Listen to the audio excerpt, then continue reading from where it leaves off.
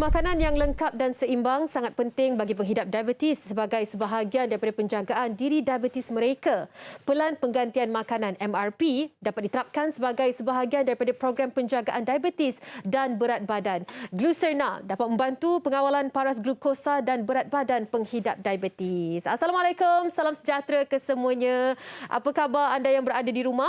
Pastinya kita harapkan yang terbaik. Selamat berhujung minggu diucapkan juga kepada semua penonton-penonton Hello Doktor. Sambil rehat, sambil manfaatkan masa yang ada. Nak keluar pun kalau boleh janganlah 17K dah kan.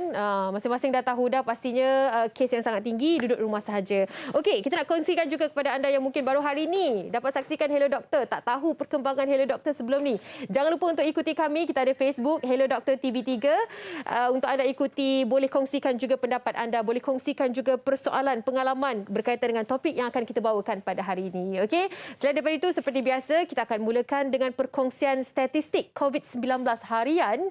Jom sama-sama kita saksikan kini nombor jumlah kes baru 17,045 kes. Anda tengok Selangor taburan kes saja dah 8,500 kes. Diikuti dengan banyak lagi negeri-negeri yang mencatatkan peningkatan seperti Johor, Sabah juga 818 kes. Di Kedah 1,216 kes. Kalau katakan Perlis dah 10 kes juga yang berada di Perlis. Kuala Lumpur 2,045 kes. Jumlah keseluruhan kes yang berlaku sejak tahun lalu 1,13,438 kes. Kita tarik nafas dalam-dalam, kita ingatkan diri sendiri, kita sama-sama boleh mengekang dan kita sama-sama boleh mencapai imuniti kelompok yang kita mahukan, insya-Allah.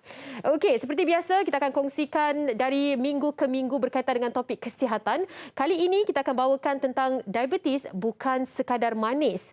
Kita kena tahu apakah itu yang dikatakan dengan diabetes kerana statistik yang cukup membimbangkan, 3.9 juta 18 tahun ke atas rakyat Malaysia ada diabetes. Okey, jom kita saksikan dulu bagaimana pemahaman orang awam berkaitan dengan topik hari ini.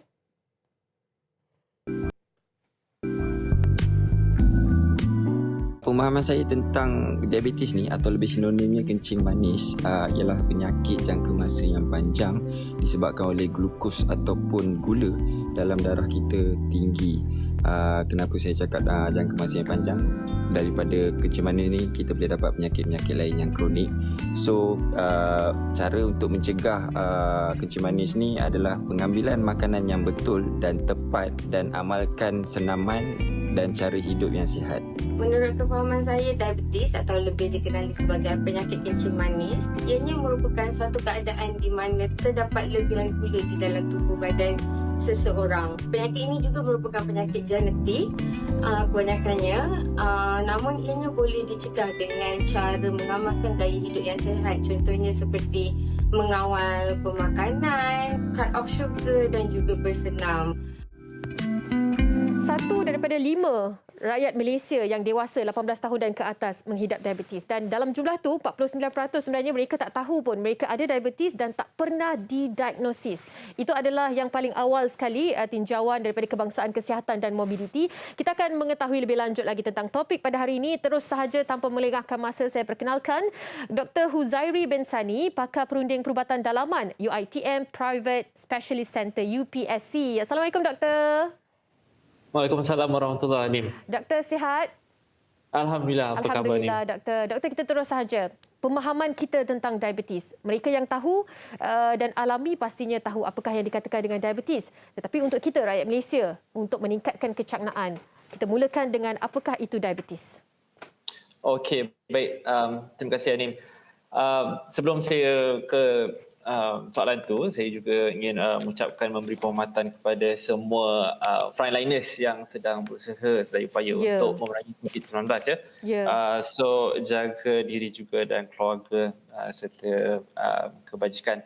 Okey, kembali kepada soalan Anim tu.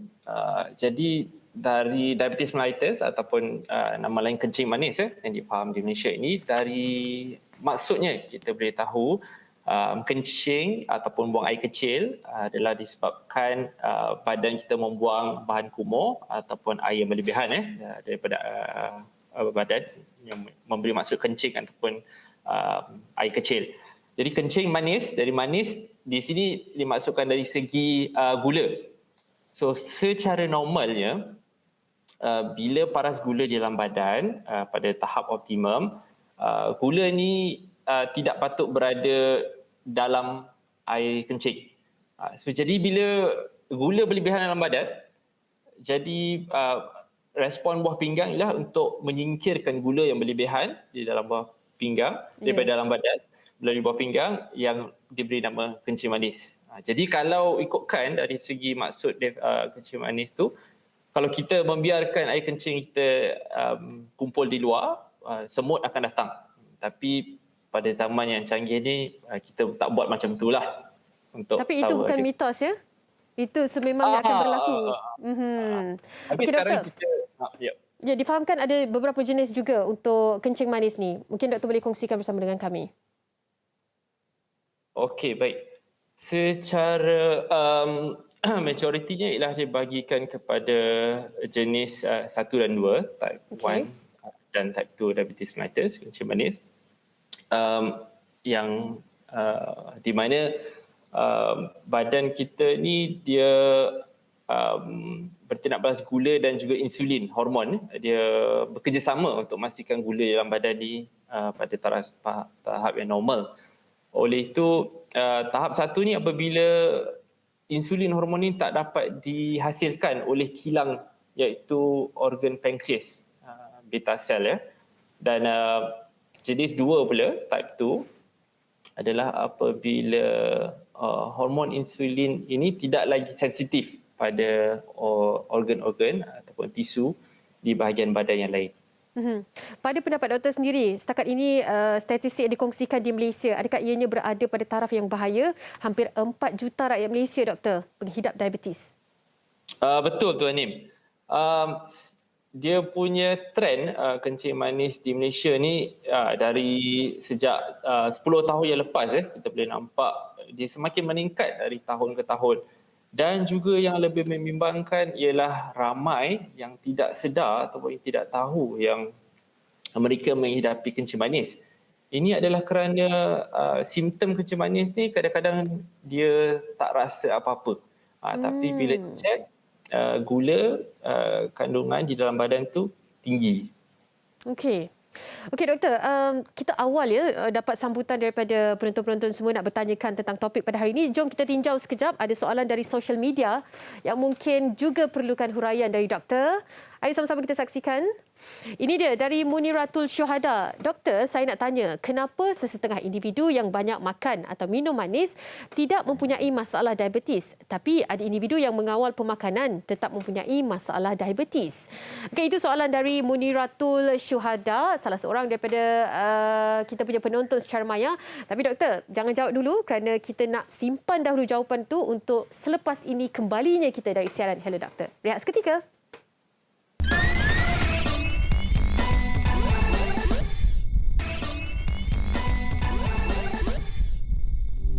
Hello doktor, Assalamualaikum. Saya Lia Aziz. Okey, Lia nak tanya, adakah penyakit diabetes ini disebabkan faktor keturunan? Okey, itu dia kembali kita dalam Hello Doktor. Masih lagi membincangkan tentang diabetes bukan sekadar manis. Kita bersama dengan Dr. Huzairi Sani yang sedikit awal tadi ada bercerita tentang apakah itu diabetes. Doktor, bersama dengan kita sekali lagi, Doktor. Okey, doktor, soalan seterusnya itu tadi daripada kita punya selebriti Lia Aziz bertanyakan tentang adakah ini faktor keturunan, berkait rapat juga dengan soalan dari social media. Doktor, jom kita tengok sekejap apakah itu soalan social media sebentar tadi. Kita ulang sedikit. Ini dia.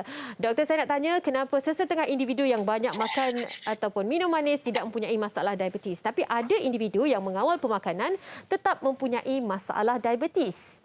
Baik, kita dengarkan penjelasan dari Dr. Huzairi. Silakan, Doktor. Okey, terima kasih Anim. So, untuk kencing manis ni, dia ada banyak faktor untuk seseorang untuk menghadapi kencing manis. Dia bukan dari sahaja segi pemakanan, ia juga boleh disebabkan oleh berat badan yang berlebihan ataupun cara gaya hidup yang kurang exercise, kurang senaman. ataupun ada masalah kesihatan medical condition yang lain, contohnya seperti mereka yang sedang mengambil ubatan steroid ataupun PCOS, polycystic ovarian syndrome. So dari soalan tu, kalau seseorang tu dia makan walaupun manis tapi dia aktif, dia kawal berat badan, dia tak ada masalah komorbiditi yang lain, dan makanan manis pun ada sukatan dia, maknanya berpada-pada lah. Jadi berbanding dengan yang mereka tak makan manis tapi gaya cara hidup yang kurang sihat.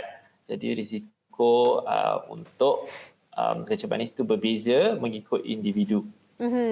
Adakah ini juga ada terkait dengan keturunan, doktor? Kadang-kadang kan kita rasa macam kita dengar, oh keturunan saya ni memang kalau makan manis tak ada apa-apa. Tapi keturunan saya pula makan sikit je.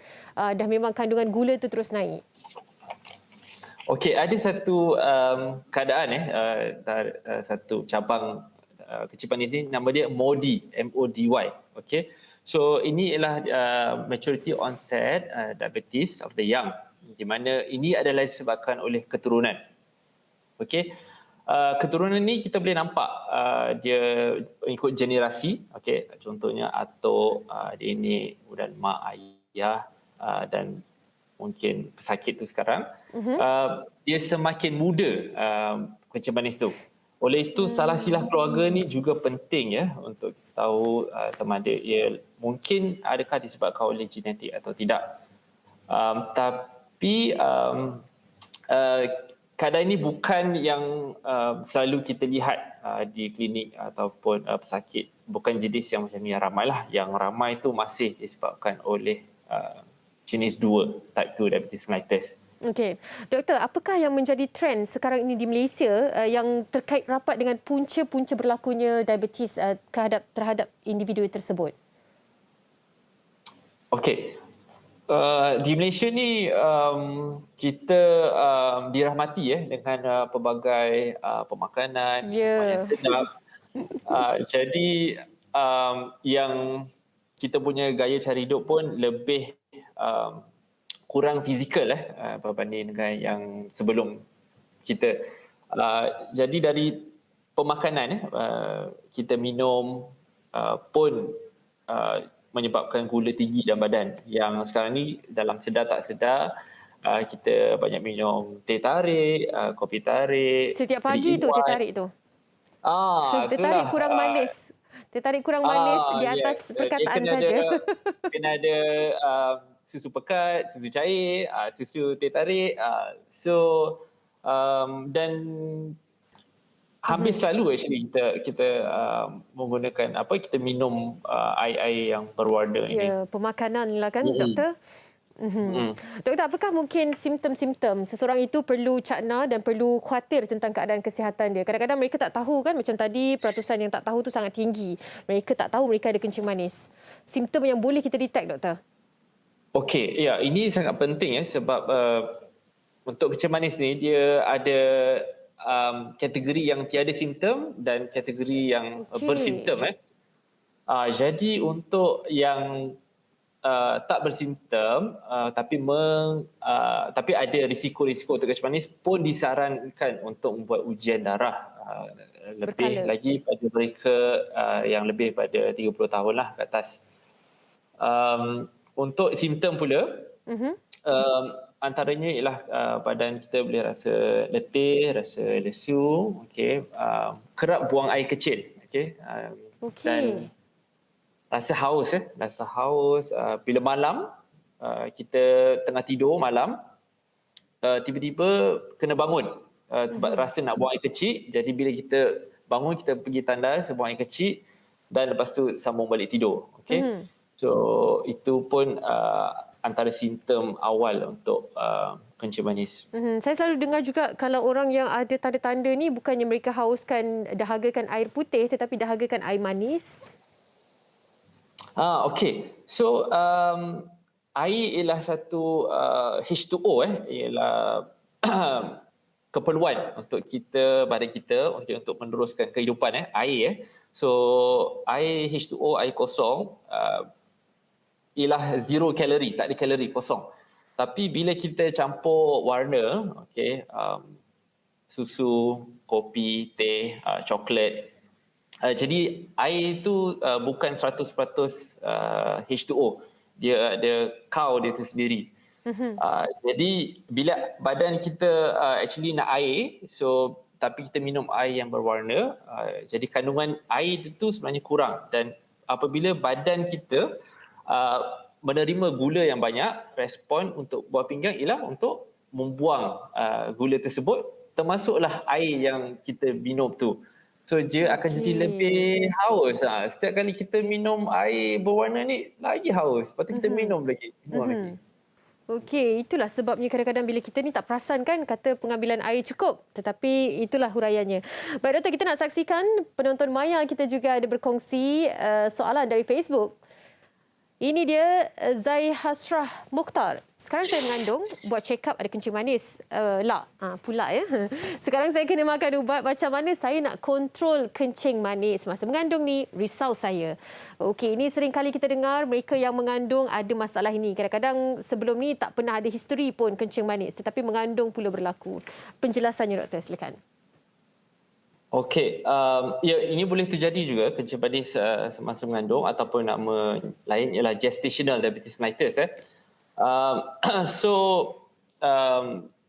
Rawatan termasuklah dari segi pemakanan dan bergantung sama ada ubatan ataupun insulin diperlukan ataupun tidak. Jika dengan pemakanan yang bagus, cara gaya hidup sihat yang cukup, ada gula keadaan terkawal, ubat dan insulin bukanlah semestinya untuk keadaan ini. Tapi kalau masih gula masih tinggi dalam bahagian badan, jadi kita memerlukan insulin untuk pastikan ia di paras normal dan tiada komplikasi untuk mak dan juga bayi dalam kandungan. Dan katanya kalau ada kencing manis pun sukar untuk hamil, doktor? Okey, itu bergantung. Mungkin disebabkan oleh masalah kesihatan yang lain, yang di mana kadang-kadang dia boleh datang bersekali, datang contohnya PCOS, di mana gula, paras tinggi dan juga masalah untuk mendapatkan bayi. Okey, komplikasi yang lain yang boleh berlaku jika seseorang itu mengidap diabetes. Okey, so bila gula tinggi dalam badan ni, dia melibatkan salur darah dan juga saraf di dalam badan, dan dia akan melibat dari hujung kaki ke hujung rambut. So dia punya komplikasi ni boleh pula juga terbahagi kepada jangka masa panjang dan juga jangka masa pendek. Okey. Jadi jangka masa pendek itu ialah bila gula tu terlalu tinggi yang boleh menyebabkan diabetic ketoacidosis ataupun HHS, hyperglycemic hyposcolaric syndrome. Masalah lain ialah juga apabila gula itu terlalu rendah, di mana ia boleh menyebabkan hypoglycemia. Dan jangka masa panjang kita mungkin tahu bahawa yang boleh menyebabkan anyan ahma, masalah penglihatan, kegagalan jantung, buah pinggang dan juga mati pucuk dan masalah pada kaki. Okey, itulah mungkin sebabnya kenapa dikatakan jangka hayat mereka ini lebih pendek, kerana berlakunya komplikasi-komplikasi sakit yang lain, doktor ya. Doktor, kita nak raikan satu lagi soalan dari rakan kita di Facebook. Ayo sama-sama kita saksikan. Sharifah Atasha. Hello doktor, seorang pesakit berumur 58 tahun disahkan kadar gula tinggi. Bacaan dia 9 hingga 10 oleh doktor yang diberi ubat. Kemudian pesakit kena COVID dan dikuarantin di hospital dan doktor meminta untuk kawal gula sendiri tanpa ubat. Bila sembuh, pesakit monitor di rumah konsisten kadar gula 5 hingga 7. Jadi soalan dia ada 3 di sini. Adakah pesakit adalah pesakit diabetes? Yang kedua, adakah perlu untuk pesakit ini ambil semula ubat kawal gula? Yang ketiga, jika bukan diabetes, bolehkah pesakit makan tanpa perlu risau tentang paras gula? Terima kasih doktor. Baik, soalan yang bagus sekali saya kira daripada Sharifah. Doktor mungkin boleh huraian untuk ketiga-tiga soalan itu. Silakan. Okey, baik. Terima kasih Sharifah. Okey, jadi ujian gula di dalam badan seseorang ni boleh dibagikan melalui maksudnya dengan HbA1c iaitu purata gula dalam masa 3 bulan. Okey, cara untuk kita diagnose seseorang dengan kencing manis dalam masa 3 melalui bulan. HbA1c. Satu lagi ialah oral glucose tolerance test ataupun fasting plasma glucose. Okey. So jika kita nak kena tahu yang betul-betul diabetes tu telah didiagnose dan cara bagaimana ia didiagnose. Okey. Jadi dengan ujian darah nombor 1. Jadi nombor 2 ialah kawalan gula tu. Kawalan gula tu kita boleh follow up dengan rekod harian masing-masing ataupun dengan HbA1c tersebut. Gula kita di dalam badan ni dia kadang-kadang dia turun naik. Jadi dan bukan setiap masa pesakit tu memerlukan ubat ataupun insulin untuk kencing manis ini. Jadi yang perlu tahu untuk yang soalan Sharifah tu ialah pertama ialah bagaimana kencing manis itu didiagnose dan keputusan darah tersebut dan kawalan gula sewaktu kena COVID tu. Adakah terkawal ataupun tidak? Jadi yang soalan ketiga doktor, mungkin huraiannya kalau bukan diabetes, adakah individu ini dapat meneruskan pemakanan yang tanpa perlu risau kadar gula tu? Semestinya tidak sebab kita masih kena kawal walaupun belum ataupun tidak ada kencing manis. Okey, kadar yang sepatutnya kita periksa untuk kita lah sebagai individu yang tak pernah didiagnose, apa yang doktor boleh sarankan? Okey, so dia bergantung pada risiko-risiko untuk kencing manis dan juga umur individu-individu yang ingin membuat ujian tersebut. So kalau risiko tu tinggi, ujian darah ni disarankan untuk membuat sekurangnya sekali dalam setahun. Okey, sekali dalam setahun dan berterusan. Baik. Kalau mungkin doktor nak sambung ke ada yang baik tadi tu? Kalau tu? So kalau dia memang kontrol, maknanya tak ada masalah dengan gula tu, mungkin dia boleh jarakkan lagi. So maybe every 2 years, 3 years. So not necessary untuk buat setiap tahun.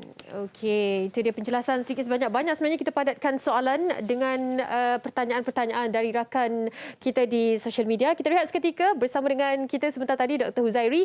Cuma lepas ni kita ada seorang lagi selebriti yang ingin berkongsi pengalaman yang dilalui beliau. Seketika nanti dalam Hello Doktor.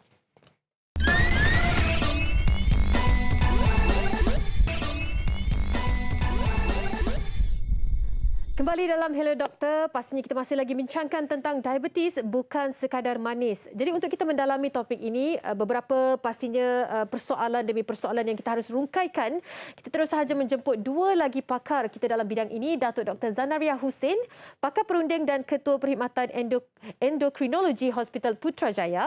Bersama dengan saya sekarang ni anda dapat saksikan di skrin, dan juga Dr. Nina Mazira Muhammad Said, pengarah perubatan Unit Nutrisi Abbott Malaysia. Assalamualaikum kedua-duanya.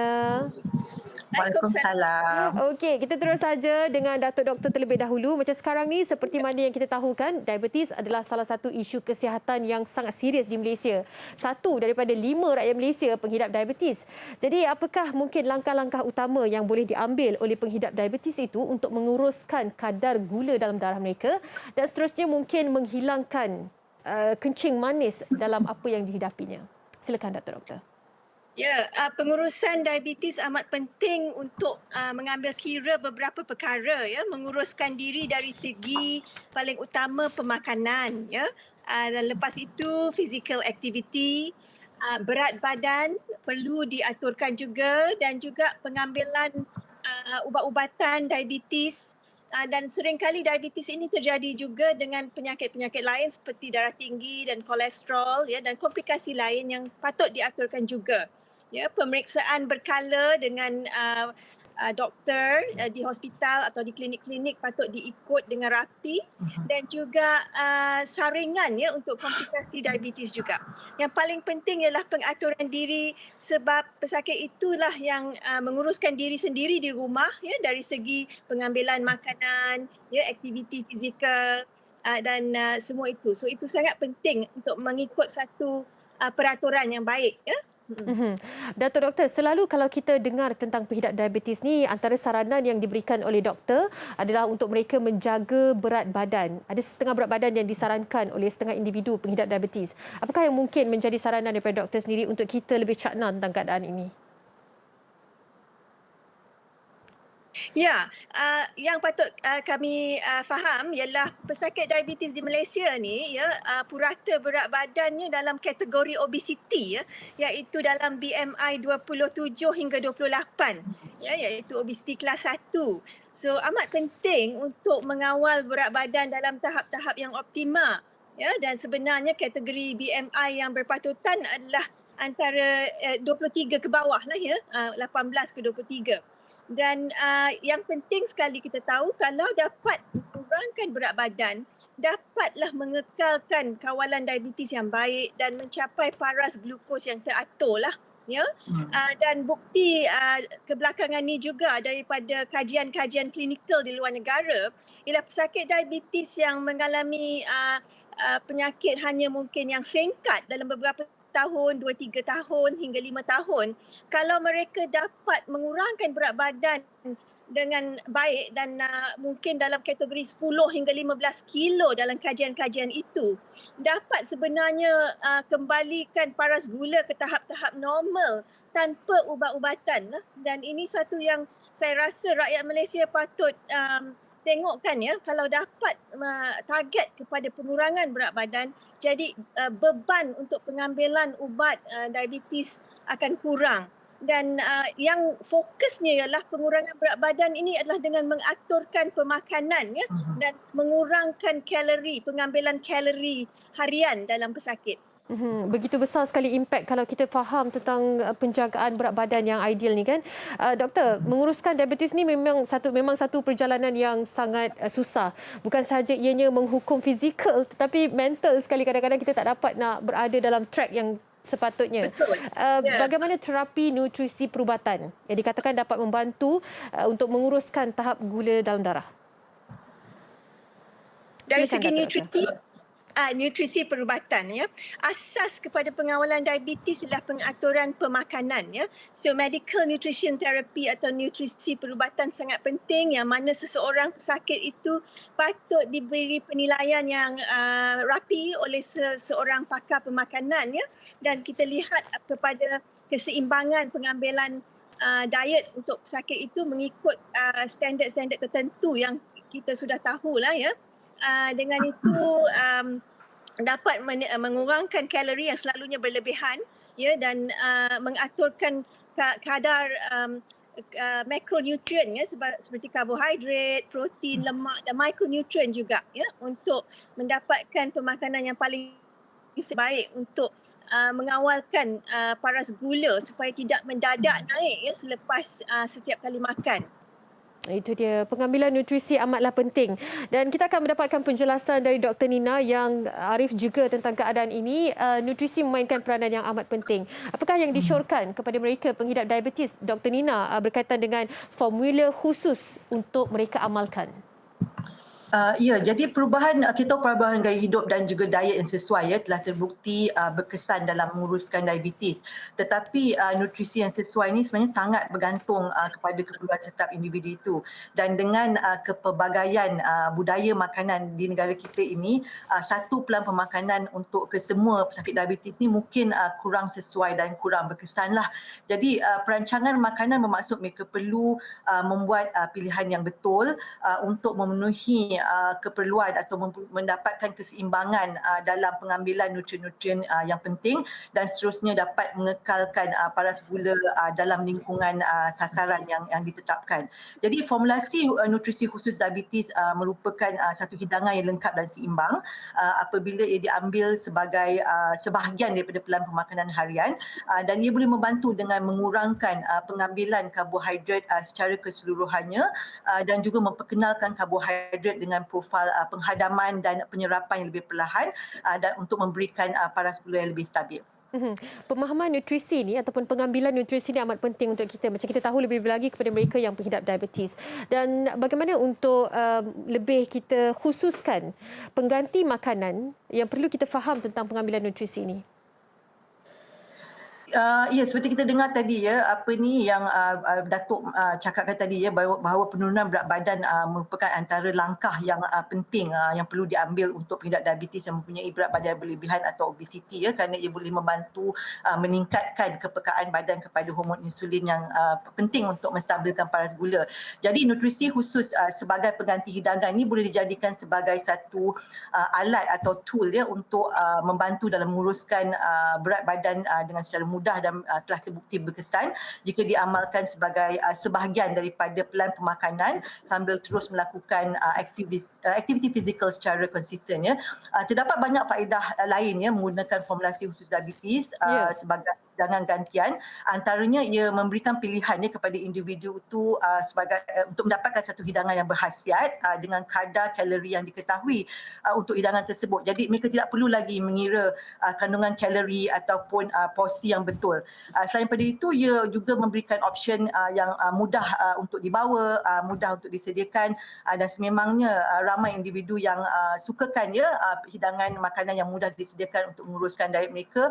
Contohnya jika ia boleh menjadi pilihannya untuk mereka mungkin mengambil formulasi khusus diabetes ini pada waktu rehat di tempat kerja mereka ataupun dijadikan snack yang sihat. Jadi Abbott sendiri telah menjalankan lebih daripada 30 tahun ya kajian untuk membangunkan formulasi khusus diabetes kami iaitu Glucena yang merupakan hidangan rendah kalori yang mengandungi karbohidrat dengan profil glikemik yang rendah yang boleh membantu dalam pengurusan berat badan. Itu dia yang begitu padat sekali dengan penjelasan hari ini. Terima kasih kedua-duanya bersama dengan Datuk Dr. Zanaria Hussein, pakar perunding dan Ketua Perkhidmatan Endokrinologi Hospital Putrajaya, dan juga Dr. Nina. Terima kasih banyak-banyak, Pengarah Perubatan Unit Nutrisi Abbott Malaysia. Assalamualaikum. Itu dia penjelasan yang cukup padat sekali. Kita lebih faham tentang diabetes ini yang dikatakan bukan sekadar manis. Okey, kita sambung perbincangan pada hari ini untuk kita raikan soalan dari seorang selebriti. Ayuh sama-sama kita saksikan. Hello doktor, saya Aif Ridit. Macam yang dah ramai tahu, penyakit diabetes ni memang sangat-sangat serius. Tapi saya nak tahu, diabetes ni boleh dipulihkan ke ataupun tak? Okey, itu dia soalan dari salah seorang selebriti kita. Kita terus sahaja perbincangan bersama dengan Dr. Huzairi Sani. Doktor, masih lagi ke bersama dengan saya? Yes. Okey, cantik. Masih lagi. Okey, doktor. Jawabkan soalan yang ditanya oleh salah seorang selebriti kita tadi untuk pengetahuan mereka tentang diabetes ni. Silakan. Okey, baik. Terima kasih untuk soalan tu. So, soalan tu bertanya sama ada diabetes mellitus ni boleh dirawati ataupun tidak. Yep. Okey, so setakat ni diabetes mellitus ni boleh dikawal ataupun tidak. Okey, so dia ada masuk remission di mana paras gula tu daripada paras yang tinggi, kategori kencing manis, boleh turun sampai ke paras normal. Okey, tapi bukan kata dia merawat kencing manis tu 100%, lepas tu dah tak payah kawal tak adalah kata boleh makan gula terus, tak ada kan? Boleh makan manis terus kan?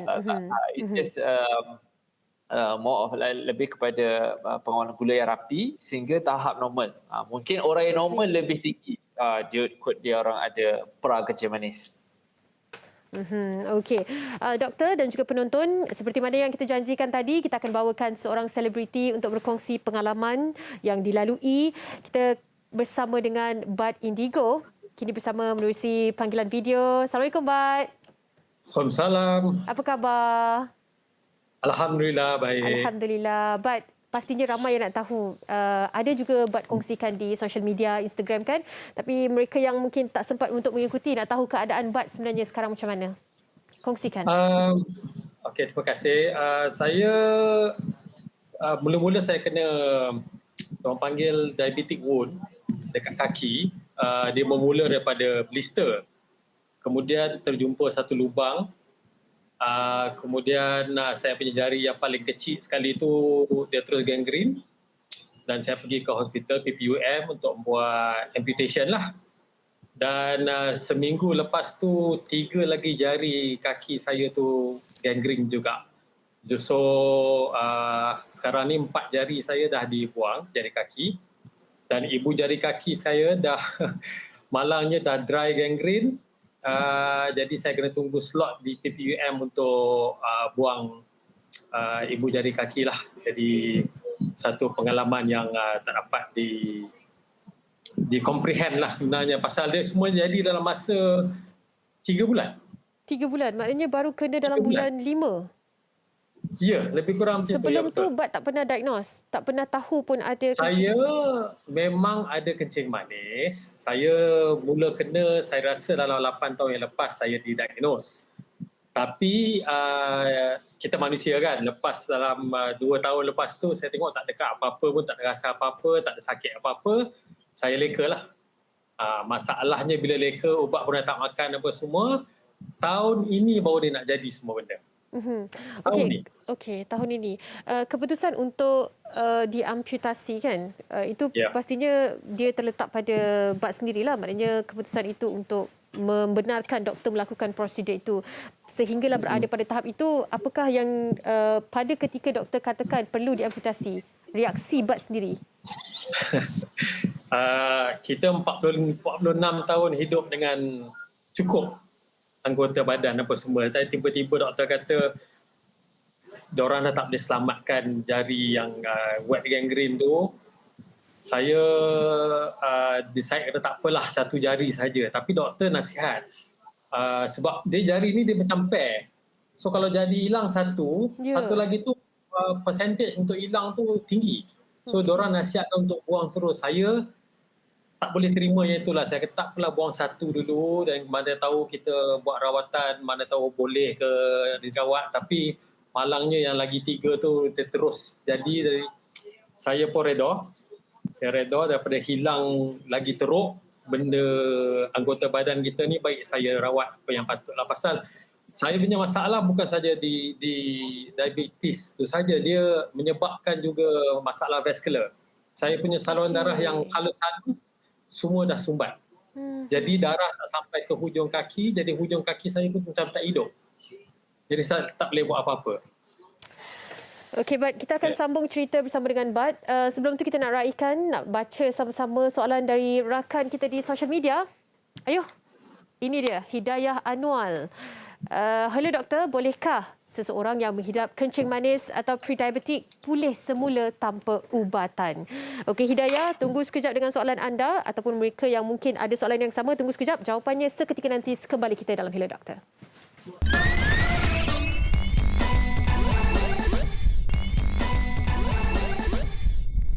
Pemakanan yang lengkap dan seimbang sangat penting bagi penghidap diabetes sebagai sebahagian daripada penjagaan diri diabetes mereka. Pelan penggantian makanan MRP dapat diterapkan sebagai sebahagian daripada program penjagaan diabetes dan berat badan. Glucerna dapat membantu pengawalan paras glukosa dan berat badan penghidap diabetes. Kembali kita dalam Hello Doktor, masih lagi membincangkan tentang diabetes bukan sekadar manis. Kalau mungkin anda baru saja sempat saksikan kami, kita bersama dengan Dr. Huzairi dan juga Bat Indigo.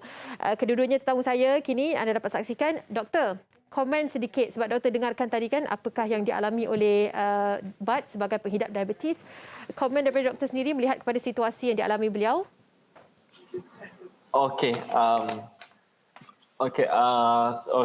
Sorry Abang Bat untuk dengar cerita macam tu. So jadi kencing manis ni dia tak perlu masa yang panjang untuk mendapat komplikasi. Dan komplikasi ni dia kadang-kadang yang boleh membawa maut dan juga kualiti hidup tu yang terjejas. Okey. Jadi dalam masa yang singkat, walaupun pesakit yang muda tidak mengawal kencing manis, komplikasi boleh terjadi. Tapi bukan kata tiada harapan lagi untuk keadaan Abang Bad lah. So masih ada harapan. Kita perlu menggunakan holistic approach, di mana semua tim pasukan daripada pelbagai kepakaran akan memberi pendapat dan cara yang terbaik untuk Abang Bad. Dari segi fizikal, support, psikologi dan juga sosial. Betul. Baiklah, Doktor, kita nak saksikan semula soalan tadi. Rakan kita dari social media ada yang bertanya. Sama-sama kita saksikan Hidayah Anwar. Kalau betul saya pronounce dia. Hello doktor, bolehkah seseorang yang menghidap kencing manis atau pre-diabetik pulih semula tanpa ubatan? Kalau tadi doktor ada sentuh tentang bukan tak ada harapan apa yang dialami oleh Bad sendiri, tetapi adakah mereka boleh pulih tanpa ubatan, doktor? Okey.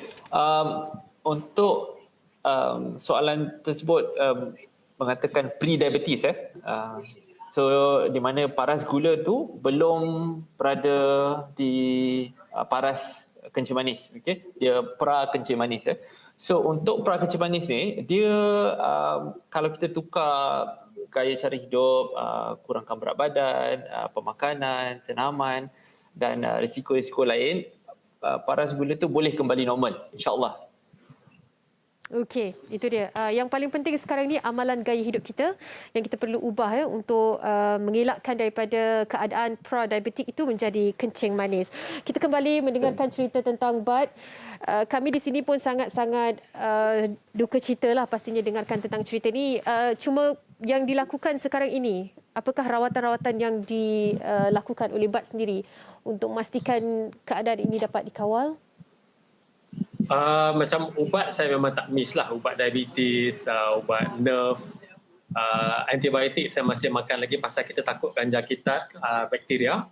Sebab saya punya luka tu masih open wound. Saya buat dressing 2 hari sekali. Dan setiap 2 minggu saya pergi follow up lah dengan doktor di PPUM. Buat masa ini itu je lah yang saya boleh lakukan. Memang gula saya kawal sangat lah sekarang ni. Tapi tak boleh tak ada gula langsung pasal nanti kita pengsan, kita jadi hypo pula. Jadi kena pandai lah gula tu. Kalau saya minum kopi dengan 1 sudu gula, itu je lah 1 hari. Jadi tak adalah berlebihan macam dulu ke apa ke. Okey, saya dapat bye-bye lah aiskrim. Okey, Bad, ada juga Bad kongsikan Bad telah pun divaksinasi baru-baru ni kan? Ya. Selepas mungkin boleh kongsikan mereka yang pengidap diabetes pun nak tahu kan perjalanan divaksinasi. Sebenarnya saya rasa pasal macam vaksinasi ni pasal kalau kata side effect pun itu terpulang kepada individu kot macam mana dia boleh terima. Saya lepas dos pertama saya demam sekejap dan tapi lemah badan tu memang ada. Lepas dos kedua 2 hari yang lepas pun saya demam sikit dan juga saya tidur 1 hari suntuk. Tapi efek lain tu tak ada lah buat masa ni kepada saya. Saya menerima Sinovac. Okey. Bad, mungkin kalau kita boleh bertanya, ada dalam kalangan keluarga pengidap diabetes? Tak ada masalahnya. Memang saya seorang aja. Okey. Okey, doktor, melihat kepada situasi yang dialami kan, diamputasi. Situasi ini adakah berlaku pada mereka yang berada pada tahap yang bagaimana? Okey, baik. Jadi bila kencing manis yang berkomplikasi, dia efek pada saraf dan juga salur darah So kaki akan mula hilang deria rasa dan juga untuk salur darah tu dia nak sembuh tu lambat. Jadi bila ada luka yang kecil, dia nak sembuh tu mengambil masa dan bila kulit kita terdedah kepada persekitaran, kuman-kuman boleh memasuki pada kawasan luka tersebut. Luka mula-mula pada awalnya ialah hanya di lapisan atas. Tapi bila kencing manis juga imuniti badan kita rendah dan Kencing kita kuman ni daripada kulit boleh masuk ke dalam tisu, masuk ke dalam sendi, masuk ke dalam tulang, ya, dan juga dia boleh merebak ke bahagian atas daripada ibu jari ke bahagian sendi dan ke bahagian kaki, dan itu yang menentukan sama ada di paras mana yang rawatan terbaik untuk pesakit. Okey, doktor, bagaimana saranan yang terbaik sekali untuk kita sebagai rakyat Malaysia untuk mencegah daripada menghidap diabetes? Pertamanya ialah saya rasa tabiat kita lah, tabiat dan juga kita punya gaya cara hidup. Jadi orang Malaysia ni dia terlalu pemurah harmoni kan. So dia bila dia sihat tu dia tanya Assalamualaikum, dah makan ke belum? Okay. So mungkin lepas ni kita nak kena tanya selamat petang, selamat pagi, dah makan berapa kalori hari ni? Okay. So kita nak kena mengingati, dia bukan individu, dia seluruh masyarakat lah, dari segi pemakanan, dari segi gaya cara hidup, dari segi tabiat yang baik dan juga yang tak baik, seperti merokok. Okey, but orang yang mengalami dengan sekelip mata kan benda ni berlaku, pastinya Bat ada persepsi tersendiri terhadap sakit ini, dan nasihat Bat sendiri kepada kita semua. Silakan Bat. Jaga. Jangan ambil mudah benda-benda seperti diabetes apa semua ni lah. Pasal mungkin macam saya, berapa tahun tak ada apa-apa indikasi apa-apa pun, sakit tak ada, tapi tiba-tiba kalau dia nak kena, nak jadi, dia jadi. Jadi tolonglah kawal gula apa semua lah. Macam saya kalau soalan, macam doktor kata tanya berapa kalori makan, saya punya soalan ke orang, Assalamualaikum, dah makan ubat ke belum hari ni? Kita tukar kepada dah makan ubat ke belum. Okay. Sebab bila dia attack tu, dia tak ada reverse balik. Okey, terima kasih kedua-duanya bersama dengan kami dari awal tadi kan, doktor dan juga Bat. Terima kasih Bat. Sampaikan salam kami juga buat Ashira. Terima kasih Abang Mat. Allah. Terima kasih doktor. Okey, itu dia. Assalamualaikum doktor. Terima kasih juga Dr. Huzairi Sani, pakar perunding perubatan dalaman UiTM Private Specialist Center UPSC, dan juga Bat Indigo. Hari ini topik kita diabetik bukan sekadar gula, bukan sekadar manis, itu yang perlu kita faham, dan sama-sama kita ambil iktibar daripada apa yang berlaku, kita kongsikan bersama dengan anda. Teruskan bersama dengan kami minggu hadapan dengan topik kesihatan yang menarik juga. Ikuti kami di Facebook Hello Dr. TV3. Saya Anim Izzati. Assalamualaikum. Bye-bye.